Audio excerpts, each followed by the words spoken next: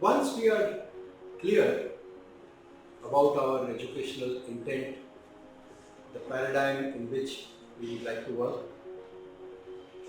and a sort of vision of what we would like to do, it becomes necessary for us then to have a realistic picture of where we are, where the school is, in terms of the thoughts, the capacities, the aspirations of the leadership, of the faculty members, of the administration, and all other infrastructural facilities and amenities.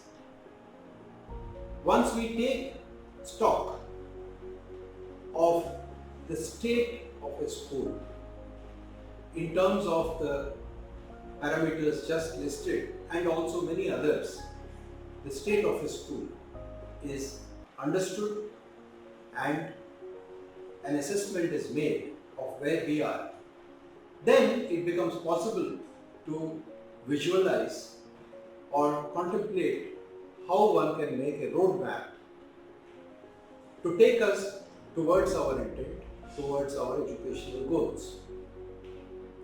This would involve, obviously, a multifaceted and multi-dimensional approach.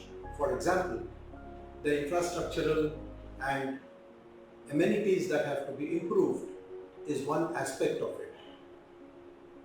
The leadership, the management, processes, thoughts, approaches are another aspect which are perhaps much more important because they form the bedrock of the school. The educational processes in terms of pedagogy, assessment and evaluation criterion, curriculum, selection of textbooks, and the management processes of administrative systems, leave records, leave rules, personnel policies, recruitment policy, performance appraisal of staff. In all these areas, a very objective understanding has to be obtained. And with this understanding only, we will be able to perhaps move forward towards the educational intent. This requires a very thoughtful, contemplative, and reflective approach on the part of particularly the head of the school and the senior-most faculty members. All this would become possible if a participative, deliberative, consultative, non-autocratic, democratic approach is decided to be the management philosophy. In the absence of this approach, if it is an instructive and top-down philosophy, it becomes very difficult to move forward because instructions, I don't think, cannot make the way for an organic development. So, once the management style is decided upon, which is conducive to learning and learning organization.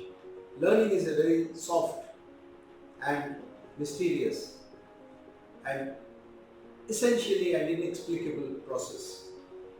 So to safeguard that process, to enable that process, to facilitate that process, the management approach has to be also subtle, tentative, and nurturing kind of an approach, not instructive.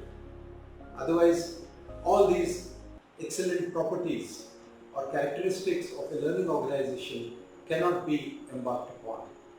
So, this review process of a school, which comprises of understanding the state of the school, needs to take a very close and minute look of the intangible aspects of a school's educational process and the compatibility or dovetailing of this with the management and systemic processes which are supposed to support the educational processes.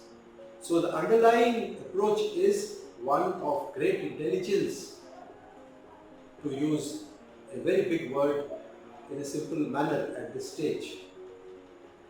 By the way, it is the philosopher Saint Krishnamurti whose teachings have influenced millions, and I am also a student of the teachings. And it is only from the little that I got exposed to, based on which I can try to talk today. Thank you.